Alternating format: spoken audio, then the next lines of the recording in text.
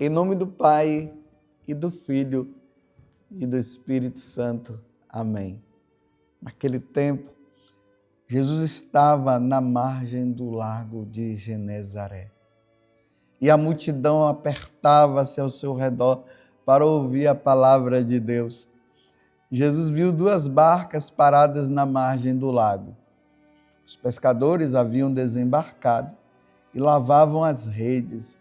Subindo numa das barcas, que era de Simão, pediu que se afastasse um pouco da margem. Depois, sentou-se e da barca ensinava as multidões. Quando acabou de falar, disse a Simão: avança para as águas mais profundas e lançai vossas redes para a pesca. Simão respondeu: Mestre, nós trabalhamos a noite inteira e nada pescamos, mas em atenção à tua palavra, vou lançar as redes. Assim fizeram e apanharam tamanha quantidade de peixes que as redes se rompiam. Então fizeram sinal aos companheiros da outra barca para que viessem ajudá-los. Eles vieram e encheram as 2 barcas a ponto de quase afundarem. Ao ver aquilo, Simão Pedro atirou-se aos pés de Jesus, dizendo: Senhor, afasta-te de mim, porque sou um pecador. É que o espanto se apoderara de Simão e de todos os seus companheiros, por causa da pesca que acabavam de fazer. Tiago e João, filho de Zebedeu, que eram sócios de Simão, também ficaram espantados. Jesus, porém, disse a Simão: não tenhas medo. De hoje em diante tu serás pescador de homens. Então levaram as barcas para a margem, deixaram tudo e seguiram a Jesus. Palavra da salvação, glória a vós, Senhor. Meus irmãos e minhas irmãs, estamos no Evangelho de São Lucas, capítulo 5, do versículo 1 até o 11º. Saímos do capítulo 4, entramos agora no capítulo 5. E vejam aqui um detalhe. Não sei se vocês perceberam que até agora Jesus estava sozinho. Ele entrou ali na sinagoga de Nazaré, expulsou os demônios, curou a sogra de Pedro, expulsou os demônios de muitas pessoas depois, muitas pessoas eram curadas. Aí Jesus termina ali o evangelho dizendo, de ontem, né, que agora ele precisava ir para outros lugares para pregar o evangelho. Mas nesse capítulo 5 entra esse detalhe. Agora, Jesus encontra esses irmãos, Pedro, Tiago, João, André, que estavam ali pescando. E Jesus faz agora um chamado.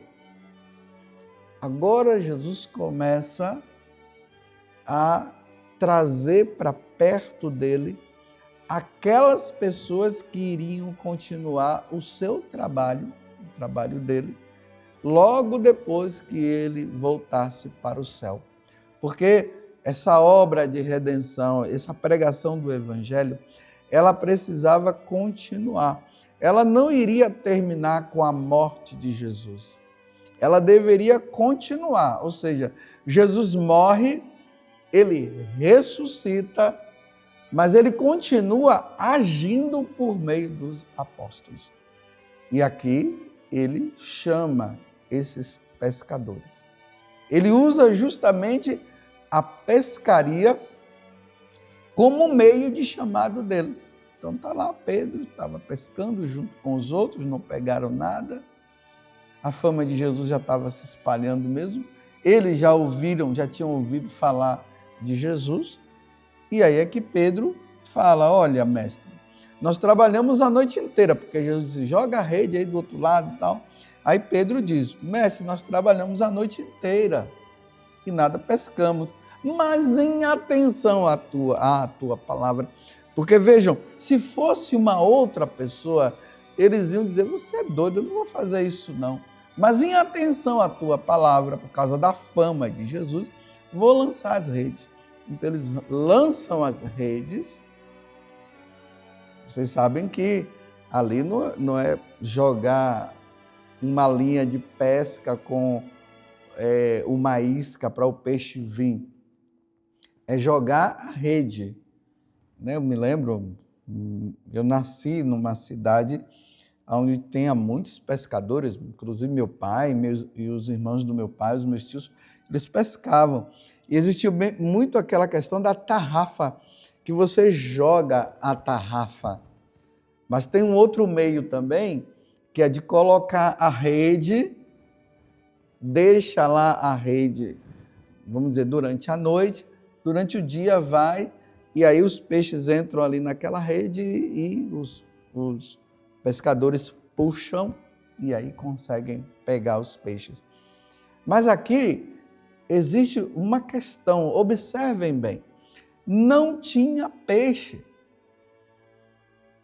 Então, na hora que eles jogam a rede, eu imagino assim, é coisa minha, é eu que estou imaginando, que quando eles jogam a rede, os peixes vieram para dentro da rede, para baixo da rede, né? Porque a rede é jogada por cima, eles vêm para baixo da rede, e aí eles puxam, e aí eles pegam aquela quantidade, aquele cardume imenso de peixe.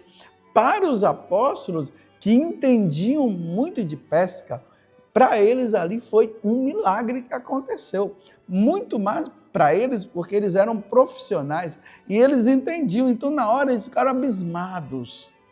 Como pode? Como? Não tinha peixe.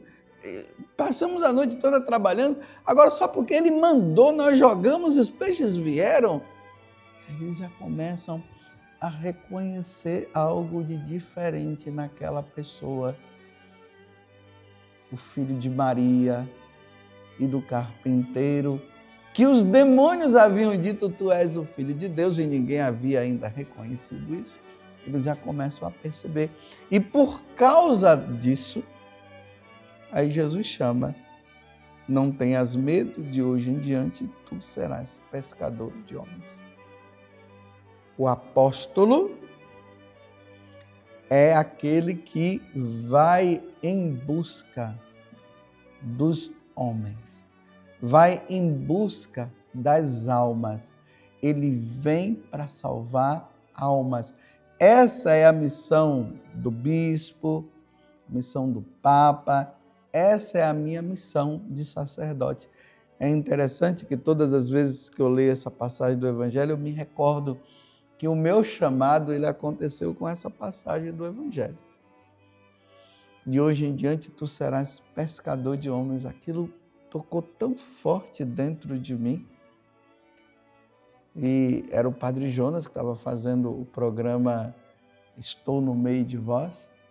Quando ele falou essas palavras aqui, aquela palavra ressoou dentro de mim com uma força tão grande que a partir daquele momento nunca mais eu tive dúvida da minha vocação.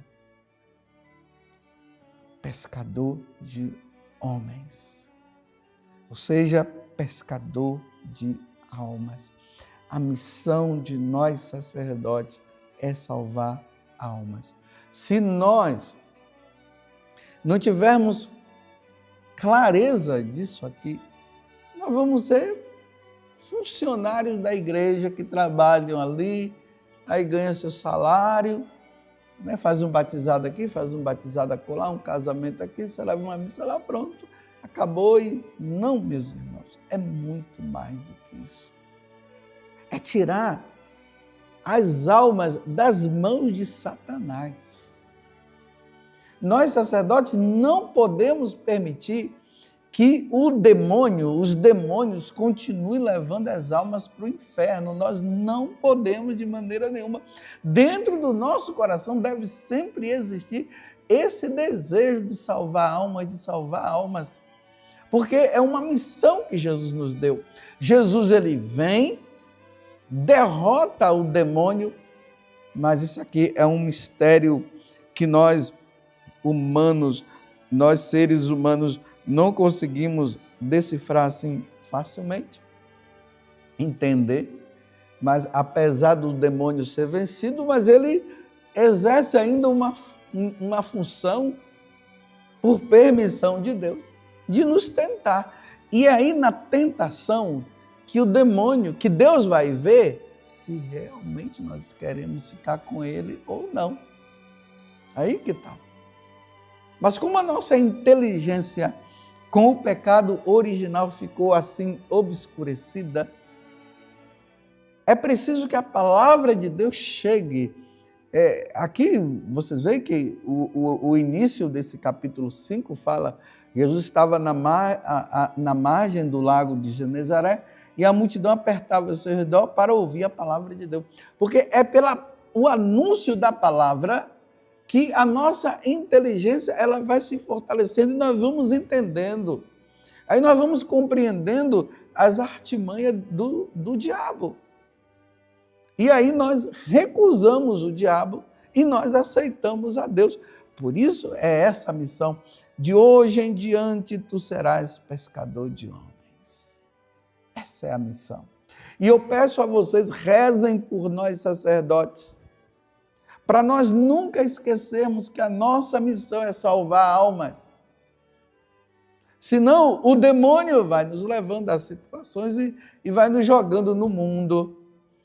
E aí você vai encontrar sacerdotes preocupados com questões de gastronomia, sacerdotes falando de educação física, sacerdotes envolvidos em questões políticas, tudo é política. Aí quando chega o tempo de eleição, aí é panfleto para cá, panfleto para lá. E essa não é nossa missão. Nossa missão é salvar almas, é levar o evangelho de nosso Senhor Jesus Cristo para que todos nós sejamos salvos. Você está entendendo? Por isso é necessário que rezemos. Por isso que Jesus disse, rezai ao Senhor da messe que envie operários para a sua messe. Então, no dia de hoje, rezemos por todos os sacerdotes. Coloquemos os sacerdotes no coração da Virgem Maria, para que os sacerdotes, inclusive eu, possa ficar firme na missão, a missão de salvar almas. Louvado seja nosso Senhor Jesus Cristo, para sempre seja louvado, e a sua Mãe Maria Santíssima. E desça sobre você a bênção de Deus Todo-Poderoso, Pai, Filho e Espírito Santo. Amém. Salvai almas.